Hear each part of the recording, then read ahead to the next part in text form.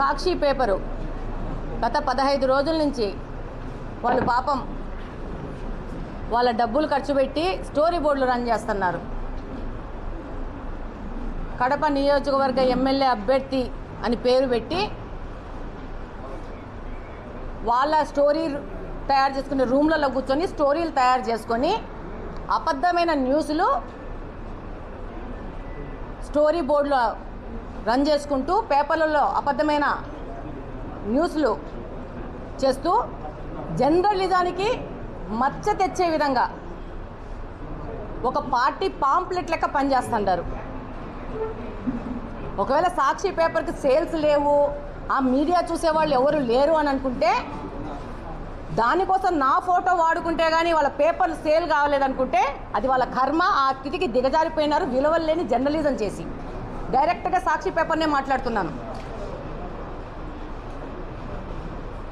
అన్ని న్యూస్లు చూస్తూ ఉండవు. నీ పేపర్ కొనేవాళ్ళు ఏమీ లేకపోతే పేపర్ డబ్బా మూసేసుకొని మీ షాపు మూసేసుకొని పోతే మర్యాదగా బాగా ఒక గౌరవంతో ఉంటారు.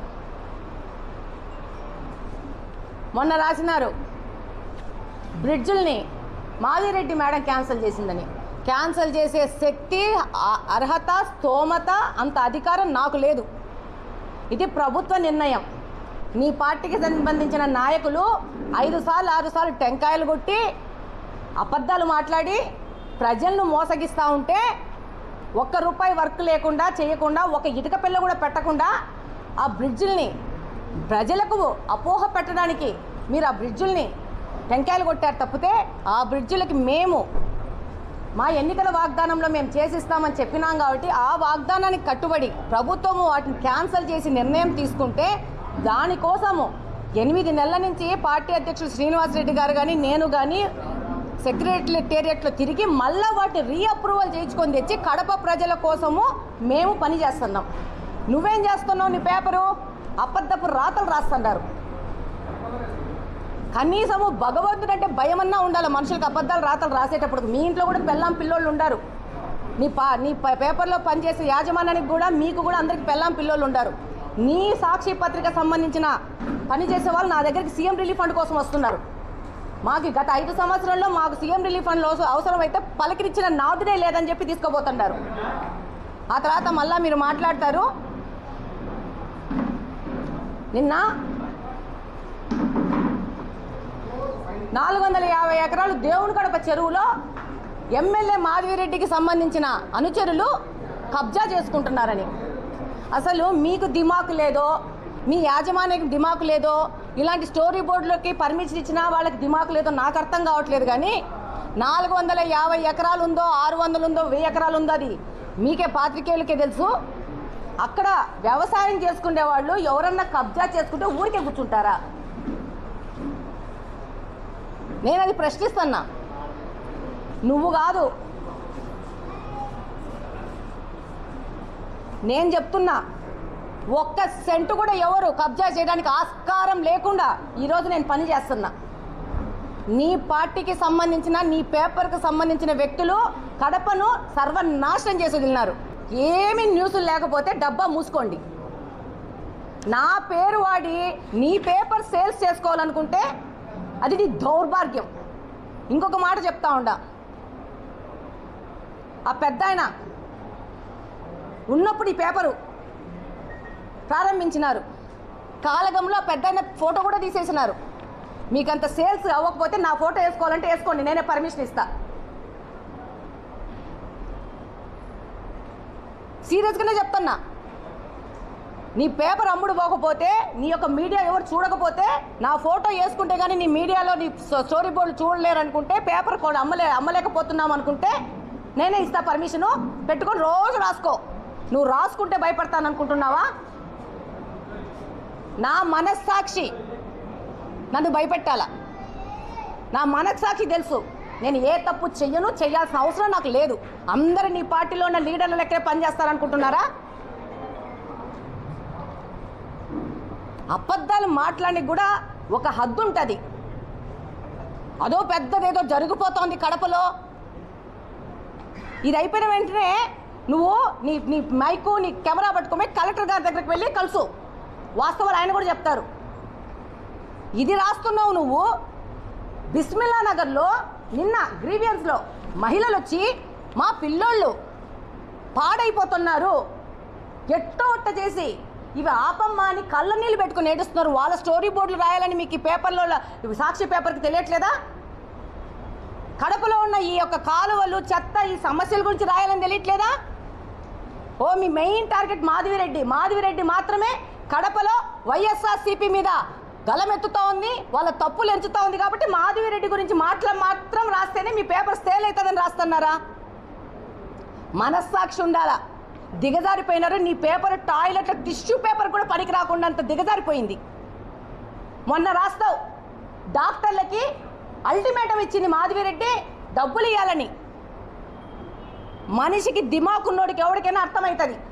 నేను హార్ష్గానే మాట్లాడుతున్నా. ఈ కడపను అభివృద్ధి చేయడానికి P4 మోడల్లో ప్రతి ఒక్కరూ పార్టిసిపేట్ చేయాల్సిన అవసరం ఉంది. ఇదేం నేను తెచ్చింది కాదు, చంద్రబాబు నాయుడు గారు తెచ్చింది, PM మోడీ గారు తెచ్చిందే. మీరు అభివృద్ధి చేయకుండా మొత్తం ఖజానాన్ని ఖాళీ చేసిపోతే ఈ యొక్క గాంజాతో కడప మొత్తము ఇబ్బంది పడతా ఉంది. యువతను గబ్బు లేపినారు. నీ పేపర్లో ఏం వేసుకుంటావు? గాంజా పెడ్లర్స్ బెయిల్ మీద జైల్లోంచి వస్తే వాళ్ళను దేశభక్తులు ఏదో స్వాతంత్ర సమర పోరాటం చేసేసి బయటకు వచ్చిన వాళ్ళ లెక్క ఫోటోలు వేసుకుంటావు. నువ్వు సిగ్గన్నా ఉండాల. ఈ గాంజా పెడ్లర్లు బెయిల్ మీద వచ్చినోడు వలన ఈ కడప ఇంత నాశనమైంది. వీళ్ళ వెనక తిరిగే వాళ్ళు ఎవరు? ఈ పేపర్కి సంబంధించిన పార్టీ వాళ్ళు తిరిగే వాళ్ళు ఎవరు? గాంజా పెడ్లర్లు, భూ కబ్జా చేసేవాళ్ళు. నీ వాళ్ళ గురించి రాసుకో. అది వద్దనుకుంటే వెళ్ళు, ప్రతి ఒక్క డివిజన్లోకి వెళ్ళు, సమస్యలు చెప్తారు, నువ్వు రాయి. దాని మీద పని చేయడానికి సర్వం సిద్ధంగా ఉన్నా. నా నోటీస్ కూడా కొన్ని సమస్యలు రాకపోవచ్చు, చెప్పండి, వెళ్తాను. రాస్తున్నారు కొన్ని పేపర్లు, ఇక్కడ మురికి ప్రాబ్లం ఉంది, రోడ్లు లేవు, కాలువలు లేవని చెప్పి రాస్తున్న ఈ పేపర్లు బాధ్యతాయుతంగా మీరు మాకు చెప్పాలా. పని చేసేది మాతో మీరు చేయించుకోవాలా. చేయడానికి సర్వం సిద్ధంగా ఉన్నాను. అంతేగాని విలువలు వదిలేసి ఎక్కడ పడితే అక్కడ పోయేసి దానికి మాధవిరెడ్డి అనుచరులు ఎట్లా చెప్తావు నువ్వు? మాధవిరెడ్డి అనుచరులు అని చెప్పి అంటే ఈ కడపలో ఉన్న వాళ్ళ 4.5 లక్షల మంది 5 లక్షల మంది జనాభా నా అనుచరులే. గుర్తుపెట్టుకోండి. ప్రతి ఒక్కరికి సమస్య వస్తే పోయి పని చేయడానికి నేను రెడీ ఉన్నాను. అది వైసీపీ పార్టీనా, బీజేపీ పార్టీనా, జనసేన పార్టీనా, కమ్యూనిస్టు పార్టీనా నాకు అవసరం లేదు. ఇక్కడ ప్రతి ఒక్క సందులోకి వెళ్ళి పని చేస్తాను. మీ నాయకుడు, మీ మాజీ నాయకుడు ఉన్న సందులో కూడా క్లీన్ చేసి వచ్చినాను మొన్ననే. అది వేసుకోవడానికి నీకు స్టోరీ బోర్డులు లేవా? అది వేసుకోవడానికి అది న్యూస్ కాదా నీకు? నన్ను BKM స్ట్రీట్లో పోయి అంత పెద్ద ఎత్తున క్లీన్ చేసి వచ్చినాను. నీకు కనపట్లేదా? బుగ్గొంగ ప్రాజెక్టు, బుగ్గొంగ కాలువని ఏ నాయకుడైనా ఇక్కడ గెలిచినోడు పట్టించుకున్నాడా? అడుగుతున్నాను. సాక్షి పేపర్ని రాలే ఇక్కడికి. ఇది న్యూస్ కాదు. వాళ్ళకి మనుషులకి అర్థం ఉండాలా. ఏదన్నా రాస్తా ఉంటే కడప కోసం పని చేస్తున్నారా, సొంతంగా పని చేసుకుంటున్నారా అని తెలియాలా. రేపు కడపలో CC కెమెరాలు పెట్టించి తీరుతాను. అందులో నా భాగస్వామ్యం ఇస్తాను. నా పార్టీ వాళ్ళు వాళ్ళ చేతనంత వాళ్ళు ఇస్తారు. ఈ కడపలో ఉన్న డాక్టర్లు కూడా మాతో వాటి చేయగలిపి వాళ్ళు ఇస్తారు. దాంతోపాటు మొన్న సెల్ఫ్ హెల్ప్ గ్రూప్స్ మహిళలు వచ్చినారు. వాళ్ళు చెప్పినారు మనమందరం సిగ్గుపడే విధంగా 10 రూపాయలు మేము కూడా ఇస్తాం మేడం, మేము 60,000 మంది ఉన్నాము, 6 లక్షల రూపాయలు ఇచ్చేది మా బాధ్యత, మేము కాంట్రిబ్యూట్ చేస్తాం కడపలో కెమెరాల కోసం అన్నారు. సిగ్గుపడాల ఈ సాక్షి పేపర్. విద్వేషాలు, అన్యాయంగా మాట్లాడాలు, అబద్ధాలు చెప్పుకోవడానికి ఒక పేపర్ పెట్టుకుంటే మీ కర్మ. మిమ్మల్ని ఎవ్వరు బాగు చేయలేరు. కడప కోసం పనిచేస్తున్నాము. మీలాంటి ఒకరిద్దరు కలుపు మొక్కలు తప్ప మిగతా వాళ్ళందరూ కడప బాగుపడాలని మనస్ఫూర్తిగా ఆకాంక్షిస్తున్నారు. దాన్ని నేను ప్రగాఢంగా సంపూర్ణంగా విశ్వసిస్తున్నాను. డెఫినెట్గా కడప అభివృద్ధి కోసము ఒక అడుగు ముందుకేయడమే తప్ప వెనకడిగే ప్రసక్తే లేదు.